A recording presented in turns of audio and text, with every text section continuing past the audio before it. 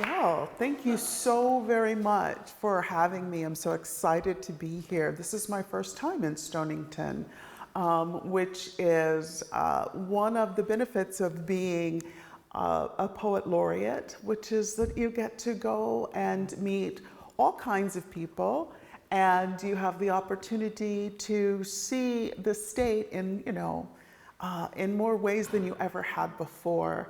I teach in Hartford, so I had a lot of connections and knew a lot of people in Hartford. I live in West Haven, so West Haven and New Haven were very familiar to me, but now I am going out and seeing just how beautiful Connecticut is. I was explaining to them that when I was coming up, I was fascinated by how the water had frozen around the big boulders that were resting in the harbor. And I was like, oh my God, this has got to be a poem. How is this going to work its way into being a poem, So it's a very, very beautiful place. Thank you for inviting me and allowing me to experience the richness that is your community. So what I'm going to do is kind of what I might call taking you on a little journey through the spine of my work. I'll talk a little bit about each one of my books and how they came into being and how I began to evolve as a poet. And I would say probably as a human being, because somewhere along the way you learn through this journey about what you actually think and what you believe after you've put it down on the paper. It's a way to work through and work out all of the questions that you have. Now, that doesn't mean you come away with all of the answers. Sometimes you come away with more questions, but those questions themselves are even deeper and more rich and send you on other journeys. So I'm going to start with Psalm of the Sunflower, but before I talk about that, I'll tell you a little bit about how I got into poetry. Because people always ask, who grows up and says, I'm going to be a poet when I grow up? I did.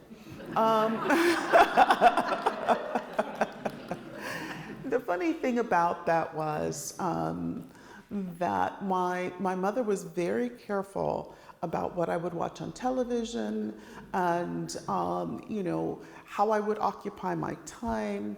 But she let me read anything. She had no idea about age appropriateness of books or whatever.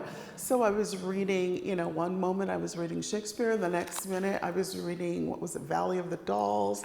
It was whatever was on the New York Times bestsellers list, at the time in the 60s, the 70s, you would buy the book and you would put it on the coffee table. And when you had people come over, it became the impetus for conversation.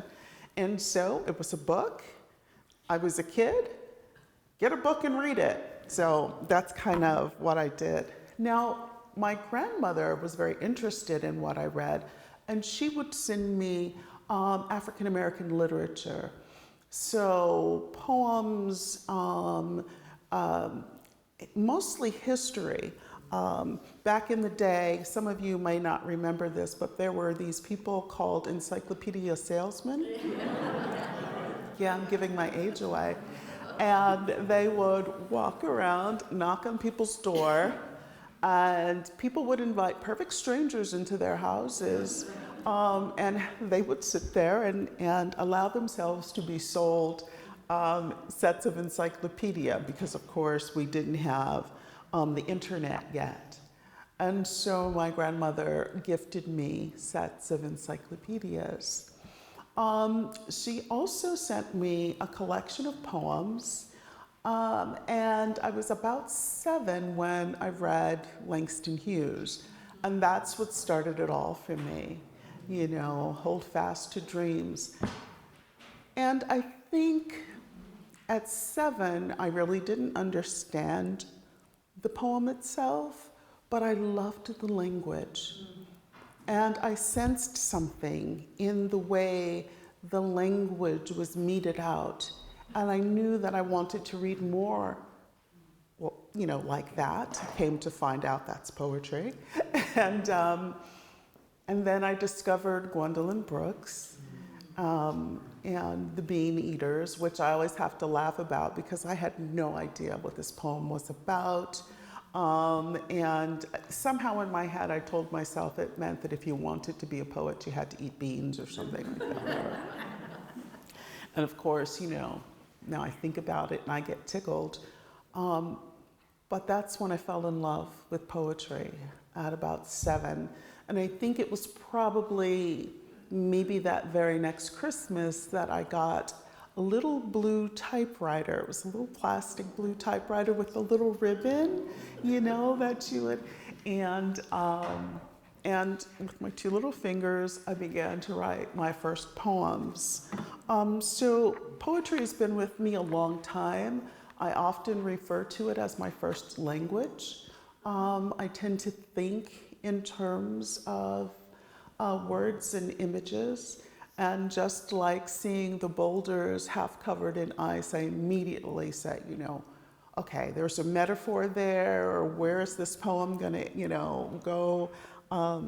And I will probably be thinking about it all the way home. And I don't know, there might be a poem in that too.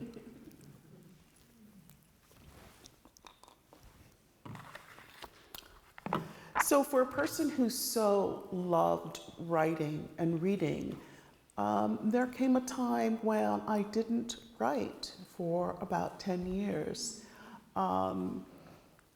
When I graduated from undergraduate, my first poetry mentor, David Cool, told me, he said, now don't let life come in, because life will come in. And I was like, what do you mean by that? You know, I'm young and, you know, ready to be this poet person. And he says, no, Antoinette, life comes in and then you realize, you know, that you're not writing. And of course, I didn't think that would apply to me. And then 10 years later, I sent him an email. I said, can I talk to you? He's like, sure. He's like, what are you doing? I said, well, life came in. And I have 3 beautiful children and no poems. And he encouraged me to just get started again. So if anyone is in that space where life has come in and you're not writing or you're not painting or you're not dancing or whatever, it's time to get started. So what I decided to do to get back into the swing of things was to get an MFA. And so that worked out really well for me because it made me read, it made me write, it gave me schedule and purpose and all of those things. What also was happening at that time was that I was going through a divorce. And so this book, Some of the Sunflower, was the book that I was writing while I was in my MFA program. And it was how I was working my way through that. So of this book, I say, Some of the Sunflower is coming of age through divorce. Freedom is red. The first time I asked a man for a divorce, the Challenger exploded. It wasn't my fault, but 17 years later, I'm divorcing again, and the Columbia is lost. I wonder if it is wise to send up another shuttle. On the stretch of tape not damaged by heat, the Columbia astronauts are laughing, happy to be seconds from home. When the tape ends, the newscast cuts to video of streaks of burning shuttle, 2 arcs of light in the sky. My daughter wants to show me a video she found in my bedroom. It's a tape of her brother's 5th birthday party. She is only 3 months old, asleep in my mother's lap. A squealing 5-year-olds in cowboy hats wearing a tin sheriff star on their t-shirts munch gummy worms they pull from Oreo dirt pie. She says, I was the happy mommy back then. Afterwards, I watch the news, see the bombs falling on Baghdad, arcs of light illuminating mosques and marketplaces, stars to be wished upon. I am afraid because Thelma's son is there and Anne's is on the way. The president says we must free the people of Iraq. It must be done. It makes no sense to me. My divorce makes no sense to my daughter. That I must split us to make things better. I tell her some things she is too young to understand. I will explain them when she is older. I pray I will have an answer for her by then.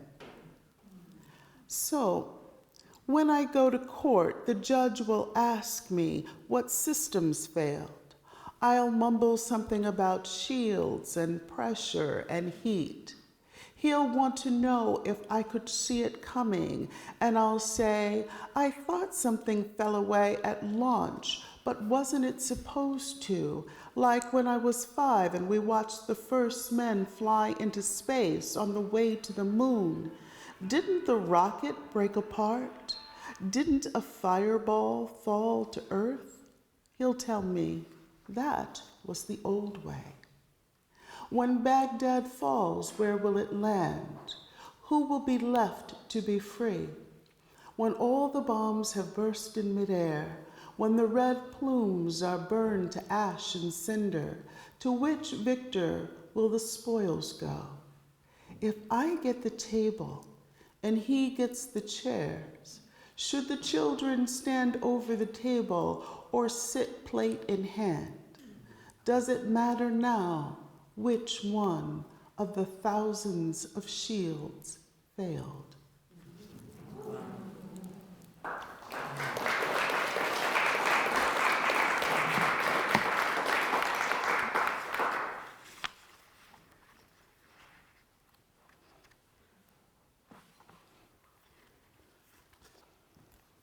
When I first started writing poetry, I wasn't big on form. I'll tell you more about that later. But everybody loves a good haiku. Blues haiku. Down so low, don't think I can get up. Down so low, don't believe in up.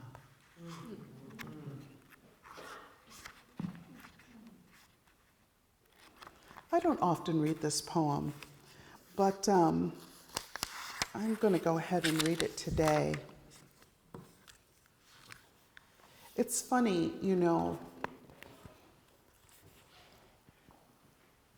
there are these moments in time in your life where everything changes and they become, you know, these big, big signifiers for you. My Uncle Billy was my everything.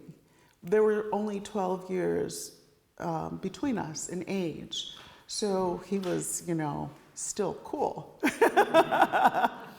And he would always at every family gathering have to tell how he put my dirty diapers in the basket of his bicycle and rode to the laundromat with them. Those were different times, before Pampers and all that. So while I was going through my program, my Uncle Billy died.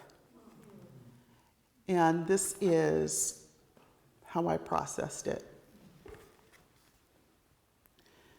It all comes down to a simple blue suit for my Uncle Billy. A double-breasted blue suit with a finish slick as polished lapis.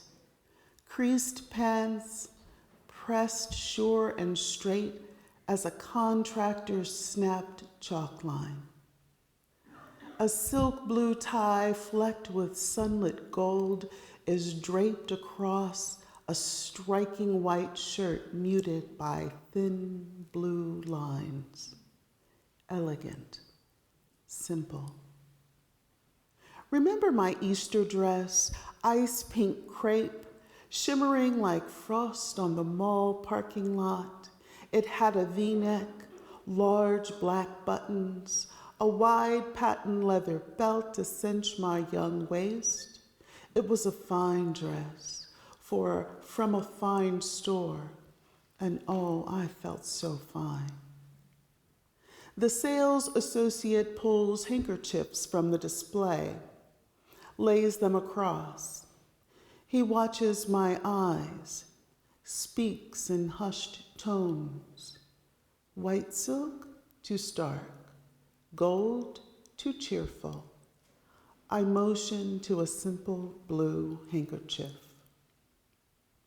I had come home in a hurry to hide, to crawl into my Nana's bed, be a child again instead of a wounded wife, shed tears as luminous as the icicles pulled to the concrete patio floor by their frozen weight.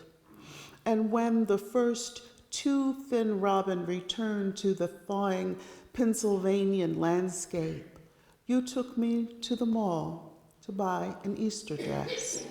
My adored uncle with a pocket full of paycheck on a mission to make me smile.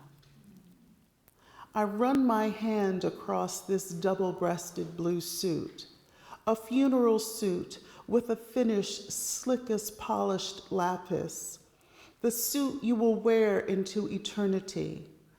I feel you over my shoulder, but I can't see you. Can only feel the store heater blowing in my face, the tears cutting into my cheek, the roughness of the Kleenex scraping against my nose. I am in the salesman's arms now, sobbing from a place so deep, all that rises into the air is echoes. And in an instant, I am in the mall parking lot. We are young, tiptoeing from blacktop to blacktop around the islands of ice. What are we laughing about? Why are we eating ice cream in the winter? Why are we carrying so many bags? My Easter dress, 2 pairs of shoes. We are so fine. A fortune teller and her daughter miss the last bus and look fearfully out into the dark street.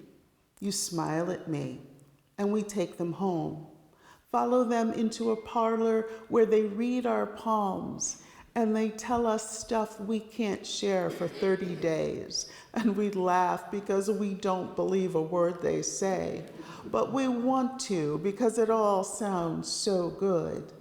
They say we'll find love. We have to be patient. They say we'll be blessed, but they never say they see a blue suit. Never say it will all come down to a simple blue suit.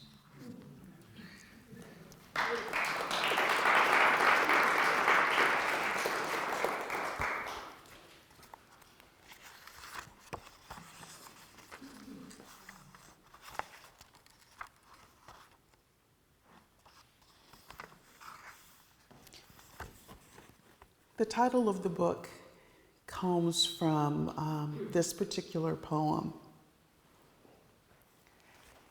And it kind of started with a childhood memory. I've always been tall, 6 feet tall. I think it was 5'11" by the time I turned 13. So yeah, I've been tall a really long time.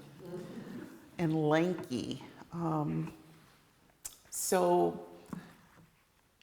one time we were driving, my mother, stepfather, my brother, and we passed these sunflower fields. And I must have been maybe about 8. I had never seen anything like that before. I guess those were the first sunflowers that I ever saw. And I remember just how beautiful they were to me. And I loved that they were so tall. Psalm of the Sunflower. I am the sunflower who follows the sun always, hoping, hoping. Dark face uncovered, petals peeled back, eager. Balanced on a flexible stem, expecting all I need is in the light, expecting always to follow the light.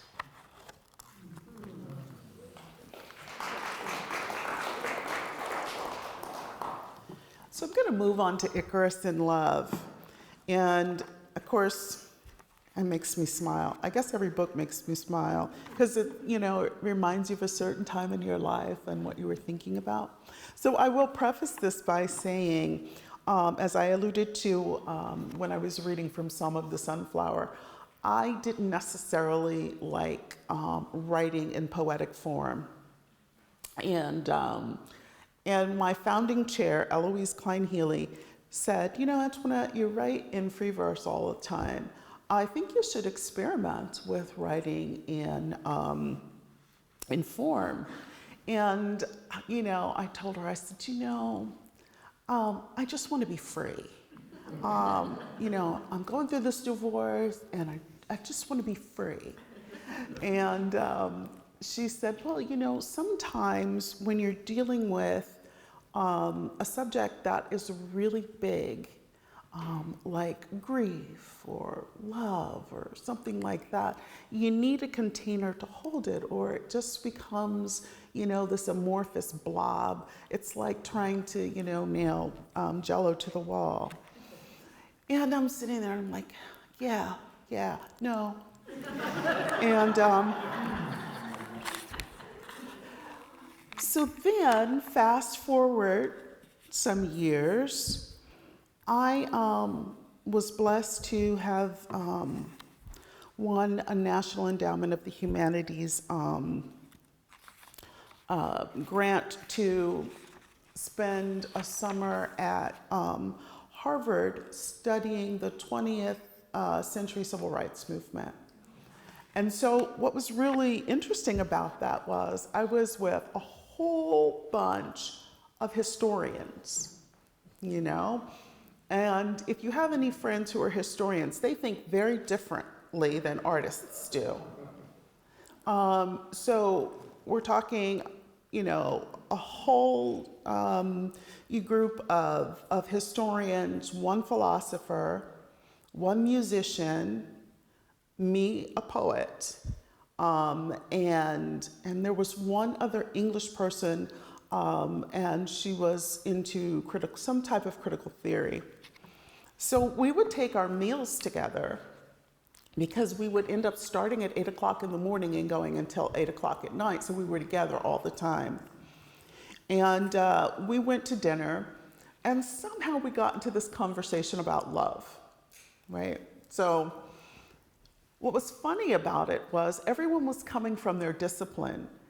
So the historians were kind of poo-pooing this notion of love, and they were talking about marriage and mergers and land acquisition and war.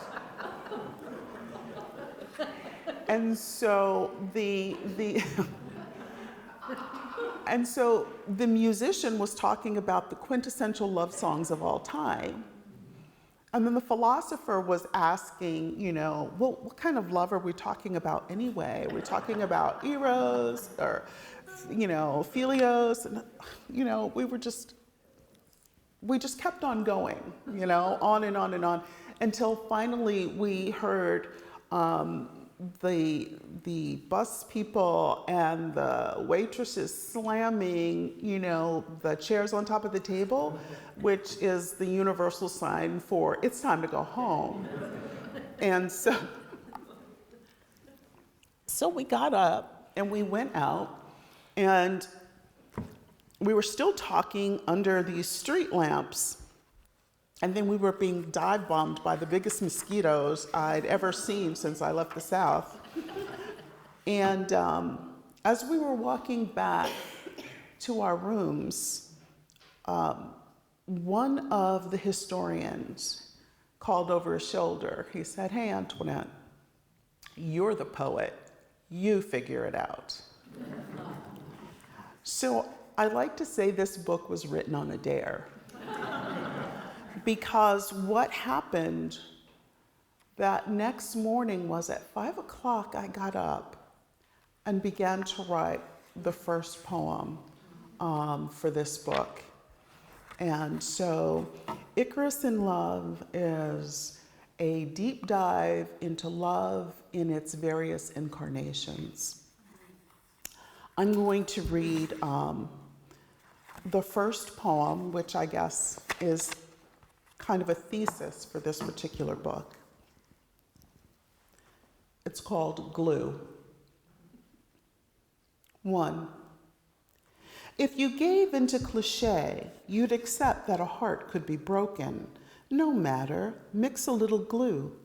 Double bonds are very strong, requiring very high temperatures to break them apart.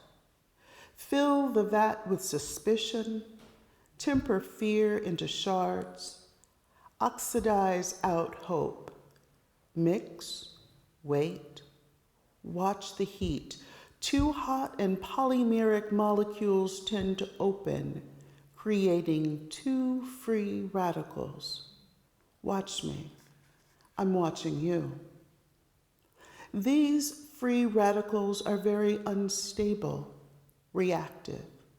I don't cloak well. My closet is full of blouses with bloodied sleeves, remnant threads of my heart torn asunder and buried again in my chest. I have become adept at using glue. For large breaks, slather generously, no worries. Good glue has no solvent to make it brittle or change colors. The glue stays flexible and clear. This is extremely useful because the human heart is primarily a shell, with 4 cavities that fill with blood. You cannot glue these shut. Palm the hand. Use the finest brush to stroke the glue into the broken spaces. Balance the prodigal piece on its foundation. Wait. Drying time varies.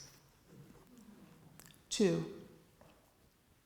Icarus lamented, "As for me, my arms are broken for having embraced clouds." The well-reasoned ones call him foolish, insolent, disobedient. I want to be Icarus in love, to find the end and the middle and be burned by the love of the beautiful. There is a perfect poetry in feeling your wing break. In falling ablaze from the sky, is there a more beautiful purpose or richer tomb than unadulterated love? Eternal youth, eternal folly, eternal promise. We could grow old, never having had the sun on our faces. We could live and die with our feet on the ground. We could watch awe-stricken those who have no fear, or fear and fly anyway. 3. I suspect there is a brokenness that requires no glue, a brokenness that leaves you acquiescent, malleable, humble. Consider the lotus bulb, its hard exterior broken to yield to a shoot of green leaf and red bloom that becomes a shield of sincerity.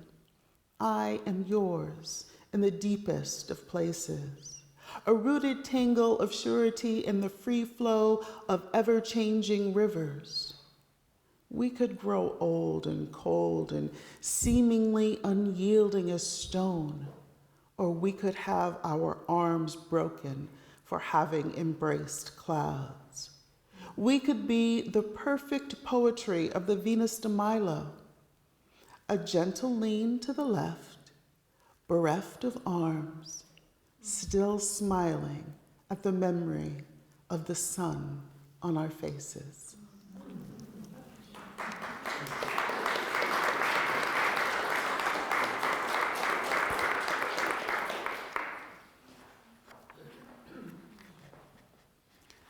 So while I was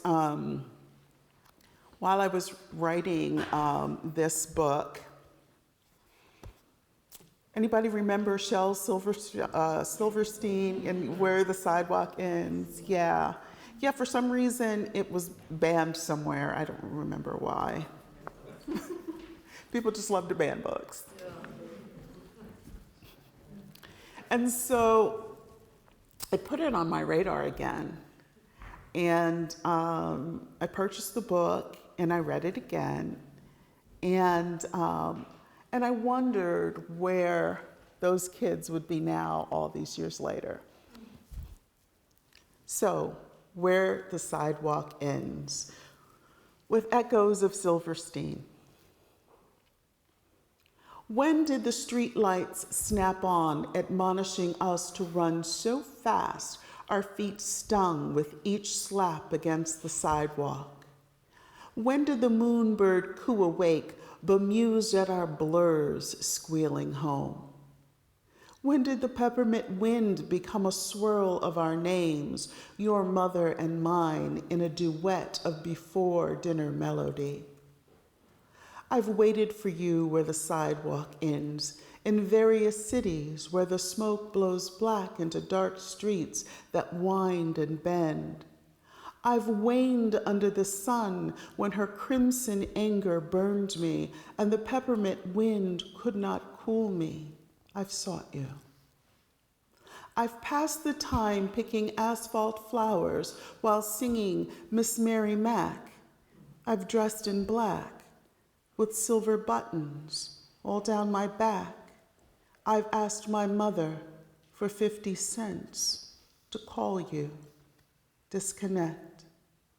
Remember when you could swing so much higher than I dared? I feared the crimson sun would swallow you and leave your fading giggles floating on the peppermint wind. Tell me, when did our hearts become so jaded that boys once again became icky and girls relapsed into the cooties?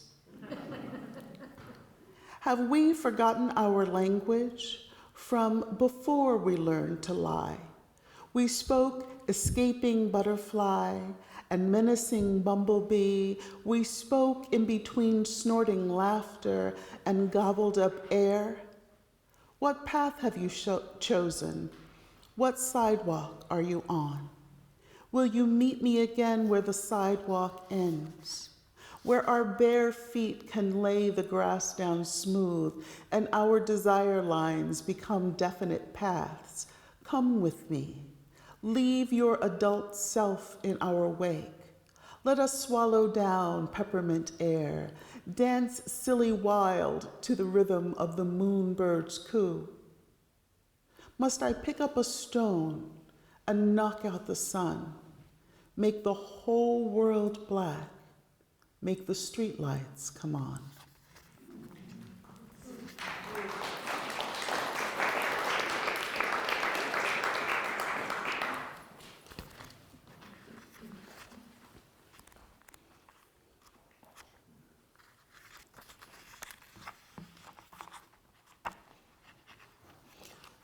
So when we talk about love, we're talking about a lot of different things, not just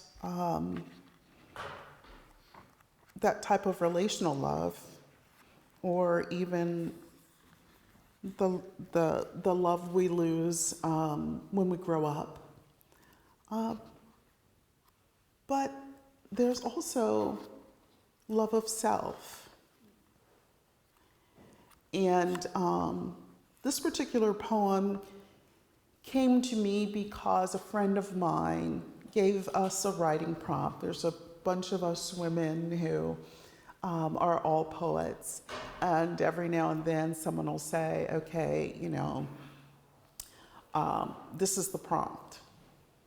This book really was written on a dare, wasn't it? So she said, my dear friend, Georgia Popoff, who's also a poet laureate, write a love letter to yourself, was what she gave us. And I'm going to admit that I was horrified. And I might have shed a tear. I don't know about you other ladies, but I wasn't raised that way. We were to be demure and defer and put everyone ahead of ourselves. And if you said anything nice about yourself, you were conceited. So a lot of you were raised just like me.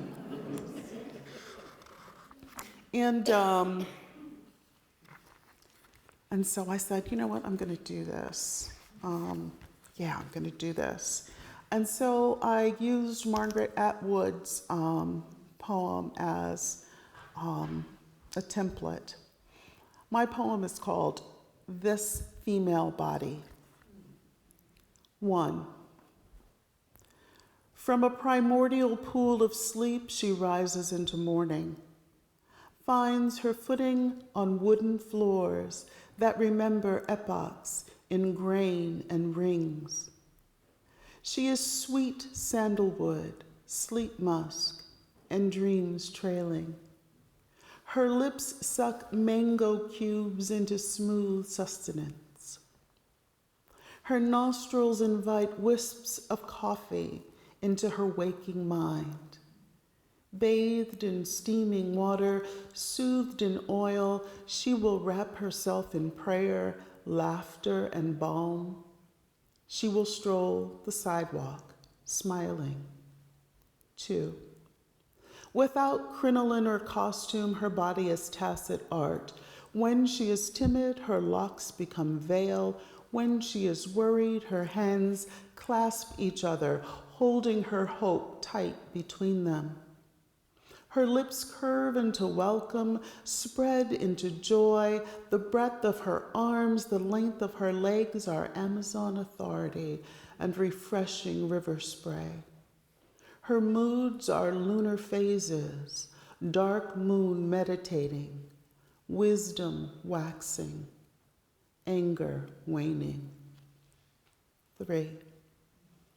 Once teeming with life, her womb was a taut bulge weighted with joy and blessed by the kick and spin of future generations. She was breath and bread, blood and buoyancy. Her womb is quiet now, in delicate ruin. 4. She cans the fruit of her own labor, lays brick upon brick, weaves what was threadbare into warmth. She says, we are safe now. 5. Stepping stone, cornerstone, load-bearing wall, rose blossom trellis, ancestral hall. Capitalist, socialist, temple guard, magistrate, potentate, marshalling yard. Anaphora, tonka, triolet, villanelle, shattered sonnet. Give all, surrender, patient, kind, protect, hope, persevere. Put away childish things. This female brain is always searching for lost change, buttons, matching socks, the right words to say. This female brain is always keeping time. In the fabric of space, she weaves dreams into lullabies. This female brain is always measuring his thigh with her thigh, the length of his shin with her cupped sole. She is listening to him, listening to herself, talking to him. But she is the music, a swelling aria, filling the sanctuary, drifting up to the rafters.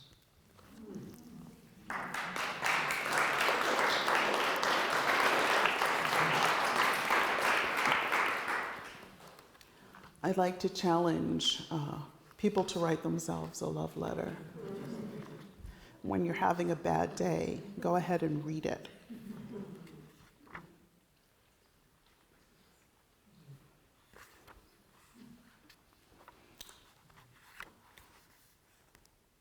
I have 3 very beautiful children, but I think sometimes women don't talk about how difficult it is to be a mom, because we want to be the right mom, the best mom, right? So this poem begins with an epigraph. God couldn't be everywhere, so he made mothers. We've all heard that, right? Yeah, by anonymous. Evidently, it's been said a long time. This poem is called We Are Bread. 1. Our priest lifts the Holy Eucharist high. He is a diminutive man, and the round loaf is large and luminous above his head. A moon he adores from far below. We children sing as if we understood what our Lord has said. This is my body, given for your freedom. This is my blood shed for all of mankind. There are no adult voices in the sanctuary. Our parents are in bed, or reading the Sunday paper, or just getting a break from those kids. We children sing, take all and eat until the day of my return. Our voices are shrill, untested, but exuberant. They rise immediately to the stained glass windows, where Jesus looks down adoringly. We know we are the children he bid, come to me. Our priest is breaking the bread. I hear the tearing even above the singing. The perfect form, the round circle of bread, is rendered into pieces. We line up to receive.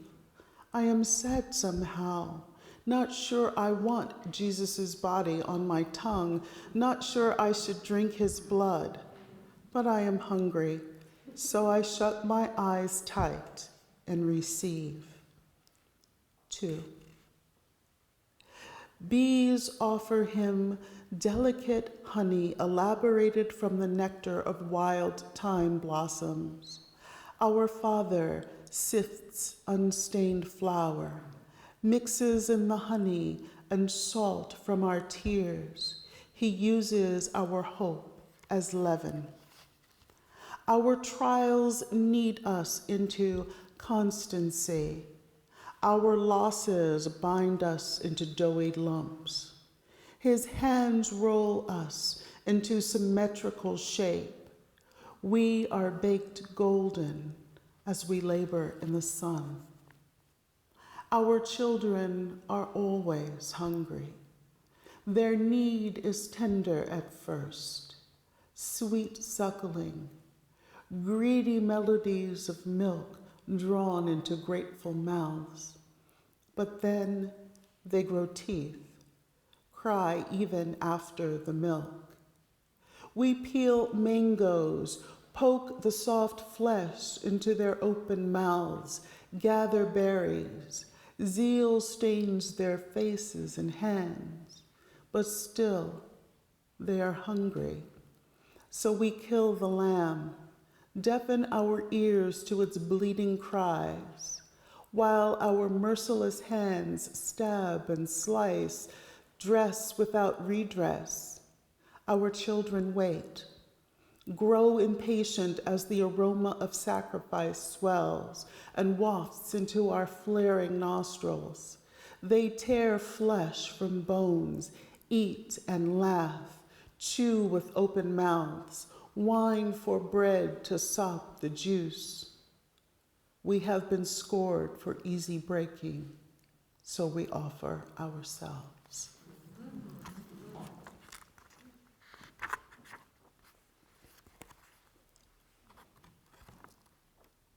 I'm just going to read a couple more.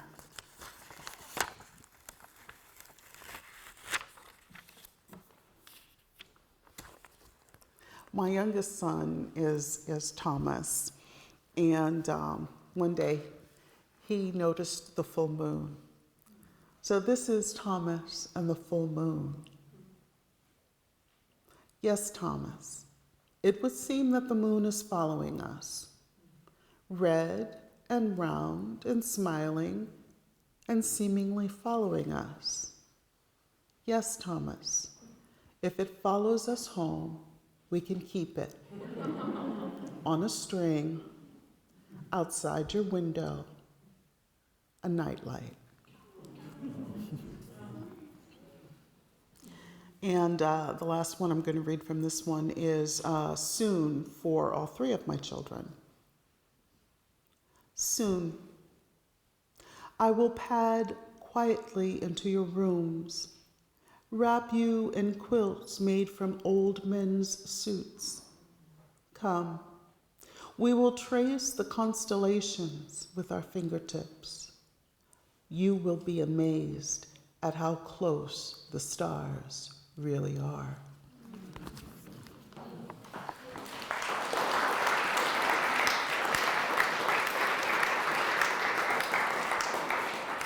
Thank you.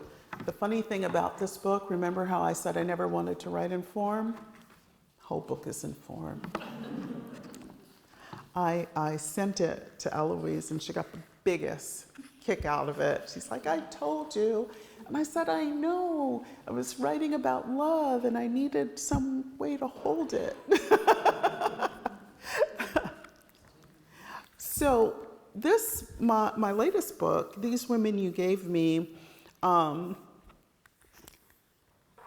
was interested in persona poetry, but I was also interested in the legend of Lilith. And I didn't really know very much about her. And when I started looking, I didn't find very much, I didn't find very much about her until I started looking at sacred texts. I thought she was a myth, some type of mythology or whatever. I did not know that according to ancient Jewish midrash, she was actually the first wife of Adam. And that was very interesting to me. And I wondered what their problem was. Because all I knew was, Adam and Eve. Like, so something must have gone wrong. So I found the answer to that question in the alphabet of Ben Sira. So what I will say about this book is that I wondered what would happen if these ancient sacred stories were told in the voice of the women who supposedly, I guess you could say that they messed up according to the way, the story has been told to us. And so I wanted to hear what Lilith had to say for herself. I wanted to hear what Eve would have said for herself. And I needed someone who maybe had a dog in the fight, as we say in the South, but was neither Lilith nor Eve.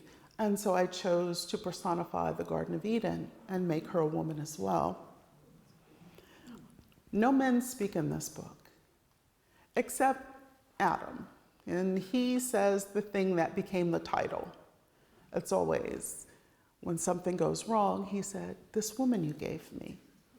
He said that about Lilith, and he said that about Eve. And so, hence the title, "These Women You Gave Me." So I'm going to read the excerpt from the Alphabet of Ben Sira that explains what the beef was between Lilith and Adam. He said, "It is not good for man to be alone." He then created a woman for Adam from the earth as he had created Adam himself, and called her Lilith. Adam and Lilith began to fight. She said, "I'll not lie below." And he said, "I will not lie beneath you, but only on top. For you are fit only to be in the bottom position, while I am to be in the superior one." Lilith responded, "We are equal to each other inasmuch as we were both created from the earth." But they would not listen to one another. When Lilith saw this, she pronounced the ineffable name and flew away into the air. Adam stood in prayer before his Creator. "Sovereign of the universe," he said, "the woman you gave me has run away." Lilith to Adam. Stardust, clay, morning dew, we both were thrown, spun about the potter's wheel. We both were given fowl, beast, leviathan, dominion. Together we could lie beneath the new moon or the south wind. Adam, writhe with me in blue-black shadows. Submit to me, and I will submit to you. Another, there can be no other as full as the moon who pulls the tides at will. Alas, we both were, but now Eve is, not thigh bone nor skull, but splintered rib. Lilith to Eve. Rib of his rib, bone of his bone, mother of all living stain. Adam forsaken, Satan beguiled, Cain, Abel, Seth, split you wide. Will they name your daughters that woman you gave me? Since I would not lie beneath Adam, since I rode the wind, his name reigned in my hand, I must gather spilled seed to bear ghosts who will die. Lilith and Eve, we are sisters, failed wives whose children fall daily.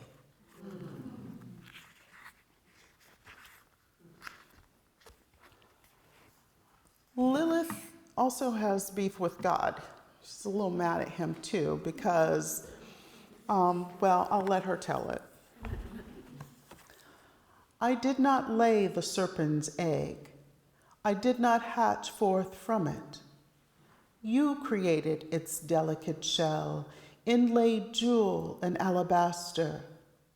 When you created Lucifer, his vocal cords, silver sinew and measured pitch, his person encrusted with gems and light, this loving excess was his eggshell. Your joy at his being was the yoke that fed his pride, until that pride swelled and cracked open his ordained place, causing you to fling him from heaven. Lucifer surfaced in paradise, full-grown, self-seeking. Shards of his serpent shell pierced Eve's foot when she walked through the garden, admiring the sovereign tree. Poison traveled to her heart, compelling her to eat, and Adam with her fell, and with them all of mankind fell, and all of creation fell into a plan of redemption. I am Lilith, your firstborn daughter. Must I continue to fall without hope of redemption? Yeah, so it's a plan for everybody except Lilith. I'm just going to read a couple more. You might remember hearing something that sounded like this earlier. Genesis 2:18, the Lord God said, "It is not good for man to be alone. I will make a helper suitable for him." Yeah, the other one, she flew away.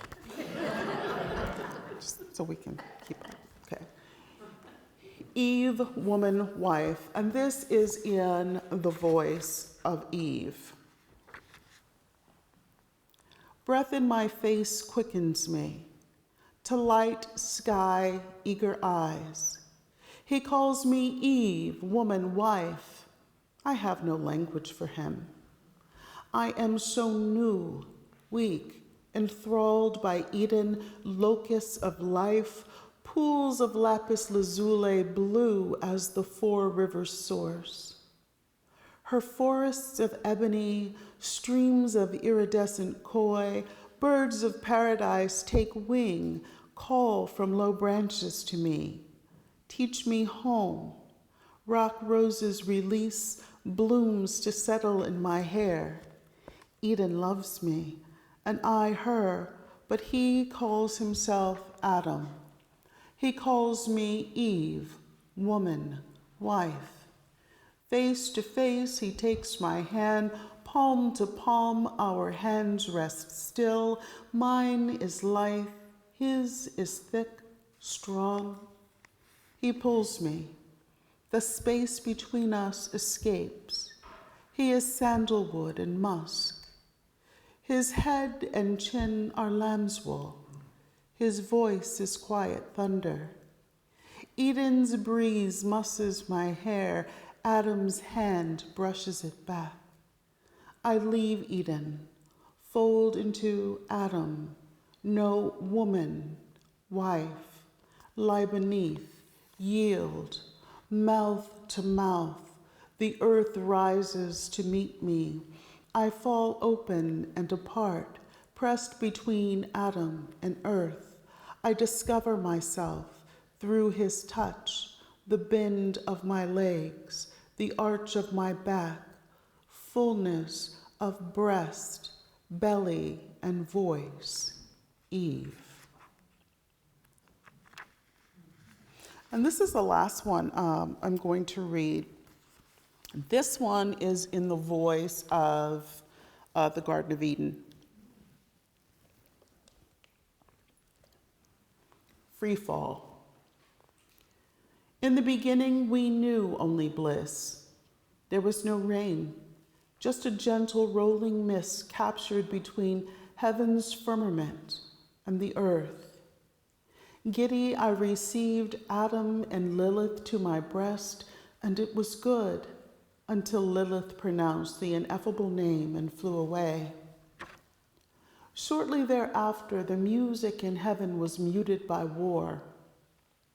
The morning star had gone dark, judged himself too lowly exalted, and sought the throne of God. Even so, war was little more than a light show for all of Eden.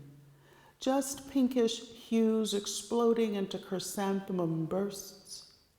Lilith watched from the highest limbs of the tree of life. Already fallen, she had not been beguiled. But Eve did not know Lucifer, did not know pride, did not know death, did not know. And the fruit in his hand was beautiful to eat, and why wouldn't she want to be like God?